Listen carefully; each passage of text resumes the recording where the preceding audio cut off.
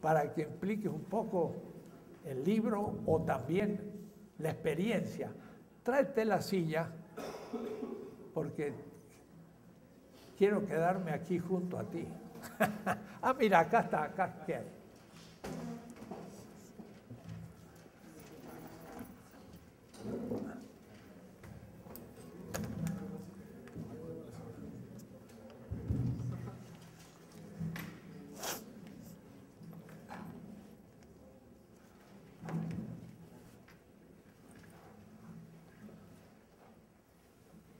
Buenas tardes. Hace como 2 semanas yo había venido aquí para, como de costumbre, informar, así como hace el doctor cuando viaja y todo eso. Pero se le olvidó el doctor, entonces, ¿por qué no me dijiste? Pues la próxima semana lo vamos a hacer, y entonces la semana anterior viene igual. Y yo estaba sentado por ahí y entonces y se le pasó a Dussel, ¿no? Pero no te vi, me dice. Yo estaba buscando que no te vi. Entonces, por eso no hicimos nada y ahora viene la casualidad de que el viernes el doctor me llama.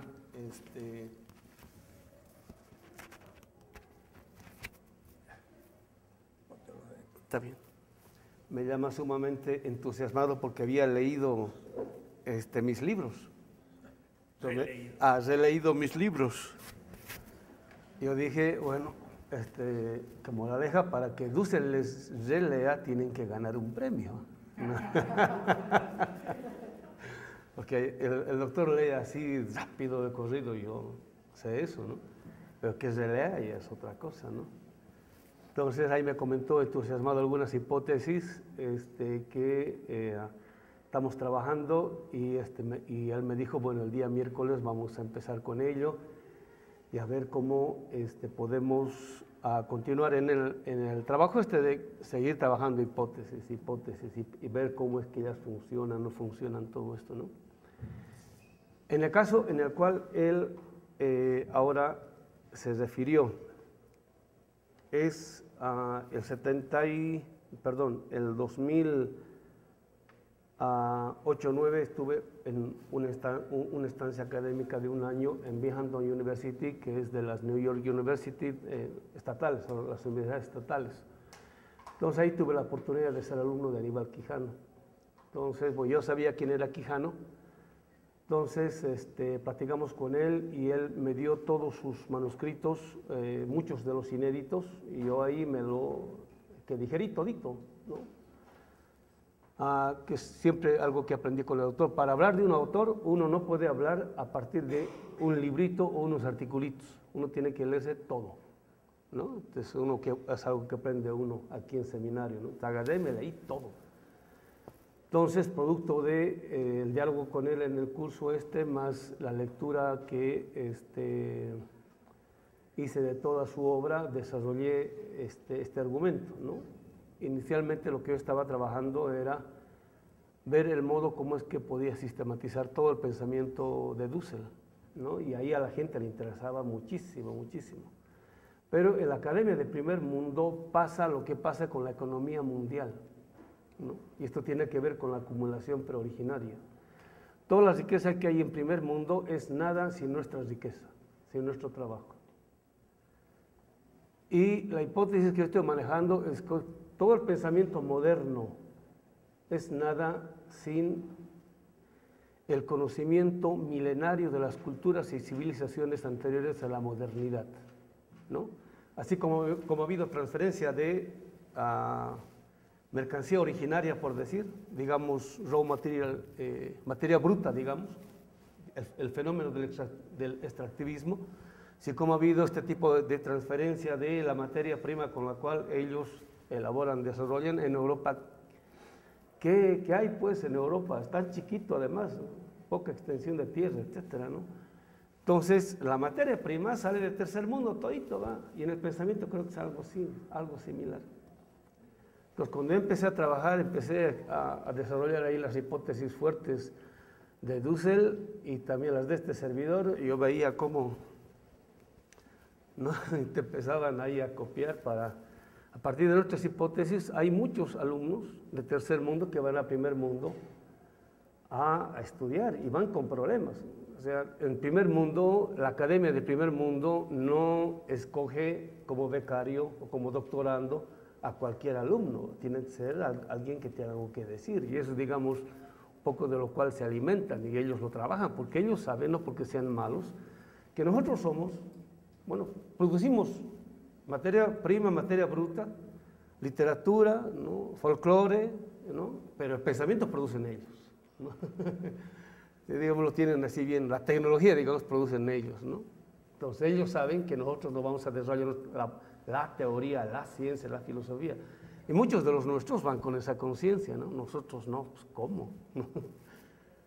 Entonces ellos se apropian de todo eso y desarrollan lo que desarrollan, pues, y lo desarrollan mal, pero muy bien trabajado, muy bien elaborado, muy bien desarrollado, muy bien argumentado, por decir, ¿no? Entonces cuando viene de este lado, ya viene, digamos, eurocentrizado, por decir, como dice Ramón Grossfogel, ¿no? Entonces ya viene con la pretensión de dominio y nos trabajamos nosotros porque, bueno, es como por decir, digamos, ¿no? La tecnología del celular y demás, los metales son de tercer mundo, ¿no? Entonces la tecnología la tienen ellos, la elaboran, la desarrollan y viene acá ya bien desarrolladito, ¿no? Y parece de ellos nomás y no de nosotros, ¿no? Entonces nosotros creemos que eso es lo último, lo superior, pero ahí no aparece, desaparece por completo, digamos, el tipo de trabajo que han desarrollado nuestros pobres, ¿no? Entonces con el pensamiento pasa algo similar. Entonces yo dije, no, hay que saber a quién darle de comer, hay que darle, en el caso nuestro, los nuestros, a los nuestros, porque es pensamiento de liberación. Cuando lo nuestro damos a los de primer mundo, agarran eso y lo dan vuelta al revés, ¿no? Como con la teología de la liberación. En un capitulito que está en mi libro, yo muestro cómo es que el neoliberalismo se apropia de las categorías de la teología de la liberación para hacer aparecer al modelo neoliberal como la respuesta al problema de la opción por el pobre, ¿no? Michael Camdesus, ahí ¿no? Dice, si quieres optar por el pobre al empresario europeo, le dice, opta por el mercado neoliberal. Pero el lenguaje que está utilizando es de la teología de la liberación, ¿no? Y algunos teólogos de la liberación, ahora puedo decir yo con nombre y apellido, como Gustavo Gutiérrez, van y forman a mucha gente. Y esa gente pues, se apropia de nuestros conceptos y categorías y lo desarrollan en función de este tipo de investigaciones con este tipo de sentido, ¿no? Y bueno, con la Escuela de Frankfurt ha pasado algo así. Fidel Castro ha mostrado cómo es que, ¿cómo se llama? El imperio se ha servido del pensamiento de Adorno. Y ahora estamos viendo del pensamiento de Marcuse para el problema, para el problema del consumo y así sucesivamente, ¿no? Tienen esa capacidad de engullir todo esto, transformarlo y voltearlo en la perspectiva de sus intereses, ¿no? Por eso yo abandoné esa experiencia y decidí volver acá y hacer el doctorado acá en la facultad. La hipótesis en ese trabajo al cual se refiere Dussel es producto por eso digo un diálogo con Quijano, ¿no? El diálogo con Quijano es a partir de hipótesis que estamos trabajando desde la perspectiva de los pueblos originarios, ¿no? Entonces, ya no solamente con pensamiento del primer mundo, sino también con los grandes intelectuales latinoamericanos, y yo dialogo desde los pueblos originarios, incluyendo aquí con el doctor, ¿no? Entonces voy viendo cómo es que funciona, cómo es que no funciona. Entonces ahí descubrí yo el problema que él está enunciando, que lo toma de un pensador afrocaribeño, que en la década del 60 se escribe un chonchononote sobre raza y capital, ¿no?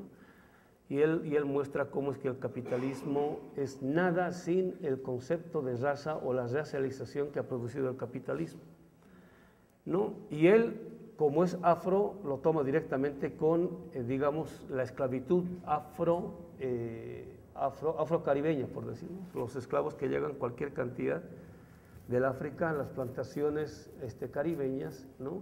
Y de ahí como el producto de ese tipo de explotación no solamente va a Norteamérica, sino también va a Europa. Pero eso había empezado previamente acá en este continente, ¿no? Es el problema del indígena. Entonces ahí, en mi opinión, Quijano no aterrizaba bien, entonces por eso yo intenté ver cómo es que se podía desarrollar, porque no es nomás, lo que siempre digo, no es nomás tener la intención de querer desarrollar una hipótesis, hay que tener categorías, ¿no? Si uno no tiene categorías, está difícil. Entonces Quijano no es filósofo, ¿no? Es más cientista social y, digamos, tiene sus reticencias con la filosofía, por decir. Entonces, como Semmelweis siempre decía en sus cursos, el cientista social latinoamericano con pretensión de revolución tiene que ser capaz de dialogar con la filosofía. Ser capaz de dialogar con la filosofía quiere decir, tiene que ser capaz de apropiarse de la forma de reflexividad filosófica para seguir desarrollando ciencia social. Si no hace eso, no desarrolla nada. Esa era su preocupación y por eso, digamos, él se puso a dialogar con muchos filósofos, pero él tampoco era filósofo, o sea, tampoco podía ir más allá, digamos. Por eso yo decidí hacer el pasaje de la ciencia social a la filosofía. Y por eso siempre pongo en el currículum, ¿no? Estudié filosofía desde la licenciatura, o sea, desde cero. O sea, volví a empezar de nuevo de cero, desde los griegos y así. Entonces ahí, trabajando la filosofía y aquí en diálogo con el doctor y otra gente más, fui desarrollando la forma en la cual filosóficamente se puede pensar los problemas, no desde Europa, sino en este caso desde América Latina y digamos fundamentalmente desde los pueblos originarios, porque en todos estos pensadores latinoamericanos yo siempre veía una tematización desde principios del siglo XIX en adelante, o sea, cuando se fundaron los países latinoamericanos, por decir, ¿no? Pero lo previo al siglo XIX quedaba borrado, y ni qué decir lo previo al siglo XVI, quedaba completamente borrado, como si no existiera, por decir, ¿no? Y existe, pues. Entonces, de ahí, digamos, este intento de recuperar o de tomar, digamos, para la producción y o construcción de otro horizonte de sentido, la experiencia milenaria de los pueblos originarios como criterio para ver cómo se puede dar golpe de timón al tipo de futuro que viene imponiendo este primer mundo. Entonces, cuando uno le desde esa perspectiva, entonces se puede dialogar en este caso con Aníbal Quijano. Lo que descubrí es lo que yo llamo ahí la acumulación preoriginaria, ¿no? Entonces el doctor ahí tiene razón cuando dice, yo con él aprendí que no solamente hay que ir a la palabra, sino al origen de las palabras, en este caso, digamos, el tipo de palabra que utiliza Marx en los originales, Ursprung, ¿no? Acumulación originaria, no dice primitiva, ¿no? Cuando traducen como primitiva ya es eurocentrismo, ya están en el marco histórico, en la filosofía de la historia euromoderno-céntrica, en el sentido de que lo que es del pasado es primitivo, eso quiere decir, ¿no? Y digamos, está superado todo eso, la acumulación primitiva. Es como si hubiese habido solamente una acumulación, hubiese sido primitiva, o sea, quedó en el principio, pero ya no hay, ¿cómo se llama?, más acumulación primitiva, pero la palabra acumulación originaria sí permitía entender eso. Entonces, lo que yo digo en el libro, en el artículo ese, es que el tipo de acumulación que describe Marx, yo le llamo ahora la acumulación clásica.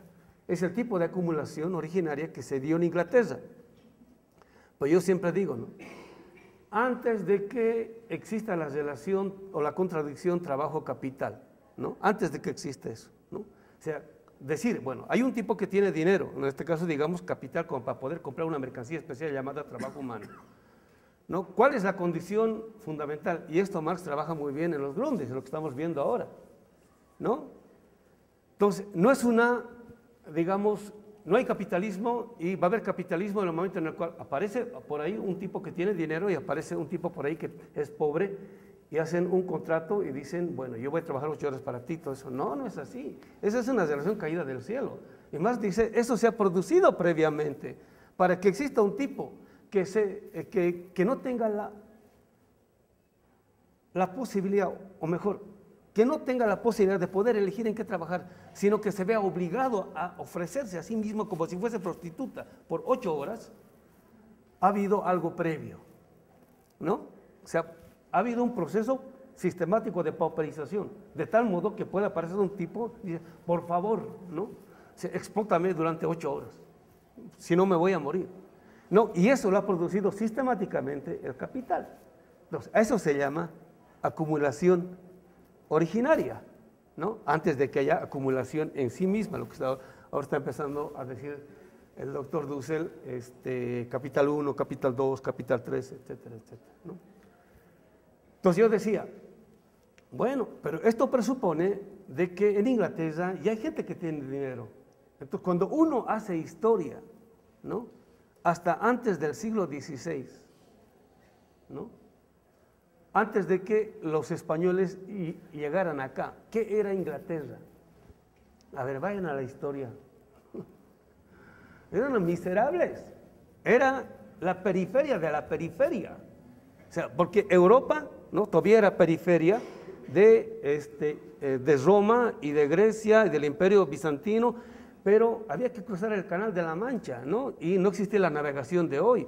Entonces era la periferia de la periferia. ¿Qué había, pues? Si no hubiese sido por la piratería, no hubiese sido gente que hubiese tenido algo de dinero gracias a lo cual se pudiese respetar. O sea, digamos, su momento constitutivo es el momento pirata. Ya está financiado, apoyado, digamos, por Enrique VIII y la reina, etcétera, etcétera, ¿no es cierto? Bueno, pero uno sigue yendo atrás, ¿no? ¿Y ¿qué es aquello que está presupuesto? ¿Qué es aquello que está presupuesto? Eso enseña Marx, eso enseña Dussel, ¿no? ¿Qué es aquello que está?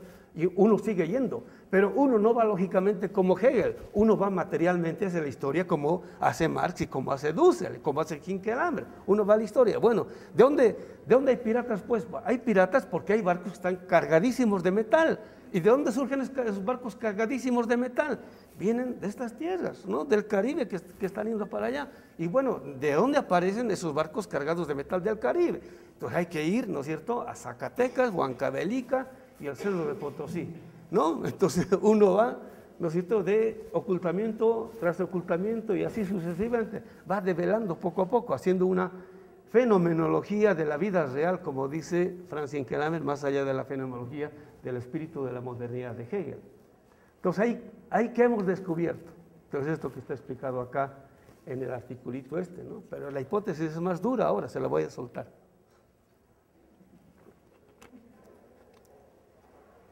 Para que sea posible la acumulación preoriginaria, ¿no? Lo que fue necesario es que, es un poco lo que yo digo, ¿no? Cuando llegan a estas tierras los españoles, ¿cuánto de capital tienen? Cero capital. No tienen un centavo. Es más, han llegado con deudas, ¿no? Porque que a la reina se ha prestado dinero para ni siquiera comprar carabelas nuevas, sino de segunda mano, ¿no? Del sistema de navegación, ¿cómo se llama? Árabe, ¿no? Llegan con cero capital, pero desesperados de conseguir dinero para pagar las deudas de este tipo de misiones, ¿no? Y se encuentran con pueblos, con culturas y civilizaciones, ¿no? Gran cantidad de riqueza, es más oro, ¿no? De ahí, digamos, el dorado, ¿no? El mito del dorado, etcétera, etcétera. Entonces, ahí surge la discusión, la contradicción. ¿Qué hacemos? La única forma, o sea, no había de otra, no tenían dinero, como decir, señores originarios de las tierras de México, ¿no? Por favor, podrían trabajarnos o prestarnos su trabajo a crédito para que nosotros cuando vayamos a España, volvamos, les podamos pagar a ustedes. No no existía eso. Entonces o robamos, y para poder robar teníamos que esclavizar a la gente. Pero ¿cuál es el argumento? Y ahí surge Ginés de Sepúlveda, ¿no? O sea, el argumento, y no se construye de la noche a la mañana.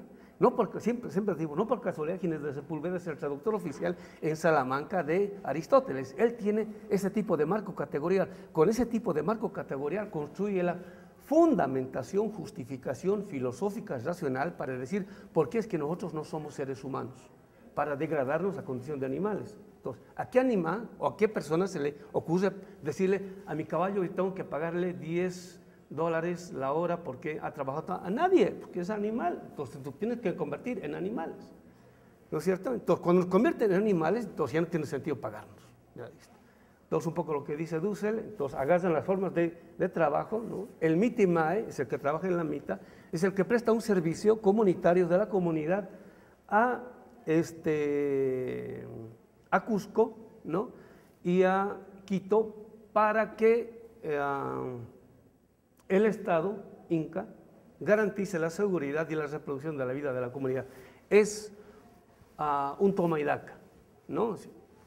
Yo te confío, tú me confías. Eso quiere decir. Entonces, es un tipo de trabajo comunitario a servicio de la comunidad. Lo que no tiene la comunidad, por decir, en una comunidad se produce maíz y frijol, y etcétera, etcétera, pero no se produce ropa. En otra comunidad sí se produce ropa, telas, todo eso. Entonces el intercambio, eso garantiza el Estado, y para que se garantice eso, entonces se hace este tipo de prestación. Entonces es una institución, ¿no es cierto?, comunitaria, originaria, de la cual se apropia el Reino de España para desarrollar este tipo de explotación.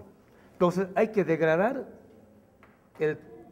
la vida y el trabajo vivo del trabajador a la condición de animal para que vaya o para que se pueda extraer eso de modo totalmente gratuito. O sea, no es un tiempo que se le está robando un tiempo de trabajo que está robando al trabajador, es su vida, literal, ¿no? Entonces van a trabajar desde los 18 años, 20 hasta los 40 años, ¿no? Decían que van a la mitad, volverán 5, 10, el resto se ha muerto en la mitad, así de simple. Se ha muerto en la mitad, ¿no? O sea, en las minas, porque lo que les interesaba a los españoles era oro y plata, otra cosa no les interesaba. Bueno, para que suceda eso, ¿qué tuvo que haber sucedido? Esta es la hipótesis, ¿no? Y tiene que ver con lo que se concibe o no como naturaleza, ¿no? Desde Alaska hasta la Patagonia, hasta la Tierra del Fuego, hasta la Tierra de los Cercanos. Para todos los originarios de estas tierras, la naturaleza no es naturaleza, es madre, ¿no? Y cuando digo madre, es literal madre. O sea, los varones piensan, bueno, todos piensan en su madrecita, eso es, ¿no? Eso es, madre es, ¿no? Entonces, para extraer algo a la madre hay que pedirle. Y la forma de pedirle, ahí dicen, es la traducción, ¿no? Hay que pagarle, dicen, a la Pachamama hay que pagarle. Pero pagarle quiere decir, hay que darle de comer. O sea, hay que retribuirle. Como tiene vida, hay que darle de comer, ¿no? Cuando le pides permiso y le das de comer, ella te retribuye. Si no haces eso, tu relación con ella no solamente que no es sagrada, no es de respeto, es violenta. Pero como es con la madre, es violación. Entonces, cuando vienen los españoles y obligan a los originarios de estas tierras a que sin pedir permiso a la madre naturaleza vayan y le extraigan sistemáticamente toda su riqueza, están obligando a los originarios de estas tierras a violar todos los días a la madre, que es el modo fundante gracias al cual se constituye a la naturaleza como objeto, se la tiene que objetualizar.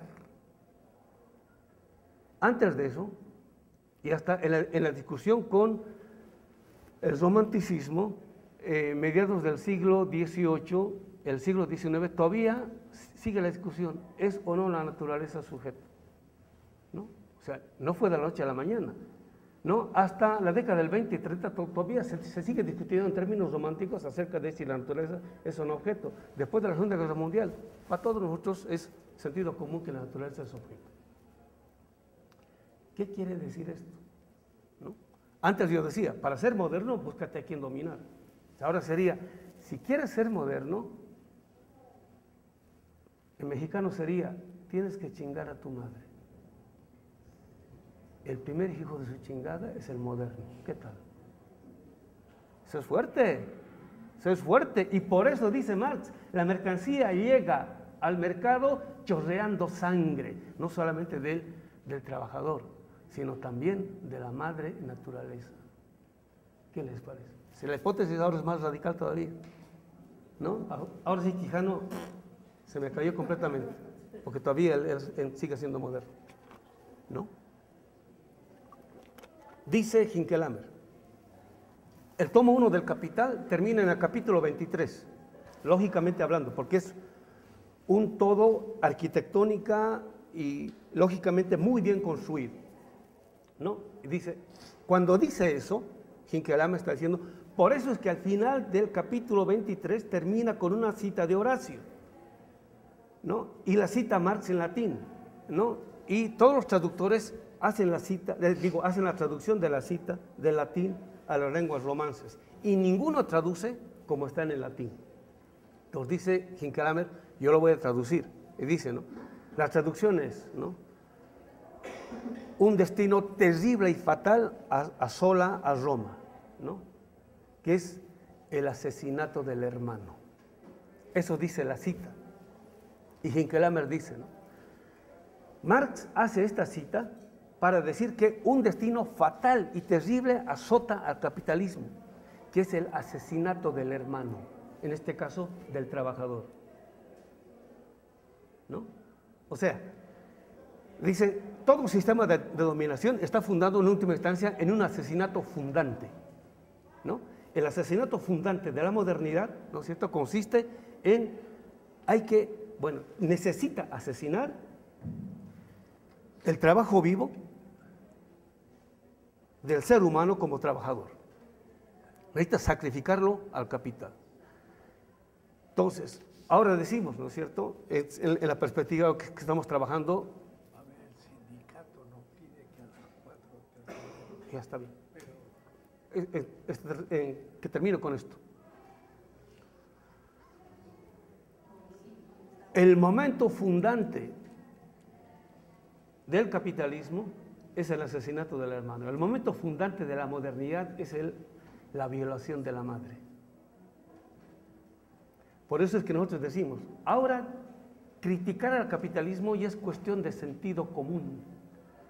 Ya no es necesario ser revolucionario o marxista, por decir, para estar en contra del capital. Ahora, la crítica radical es la crítica de la modernidad. Y este librito ha sido premiado, y lo han dicho mucha gente, ¿no? Porque es la primera crítica sistemática a la modernidad. Entonces, ahora Dussel esto lo ha dicho. En todos estos autores que él ha nombrado, aparece como nombrado, pero nunca desarrollado de modo sistemático. Esta es la primera vez que estamos desarrollando de modo sistemático, y por eso nosotros decimos ahora, ¿para qué ha servido la discusión esta entre el joven Marx y el viejo Marx? Para sacar a Marx de las facultades de filosofía, ¿no? ¿Por qué? Porque supuestamente el Marx joven hace filosofía y el Marx viejo hace ciencia. Entonces, si Marx hace ciencia, pues hay que hacer ciencia y no filosofía. Entonces, Marx ha sido sacado de las facultades de filosofía. ¿Qué ha pasado cuando Marx es sacado de las facultades de filosofía? Se pierde el marco categorial que Marx sigue desarrollando para hacer una crítica ya no solamente del capitalismo, sino también de la modernidad. Cuando se pierde la crítica de la modernidad, la crítica que se le hace al capitalismo ahora es ingenua.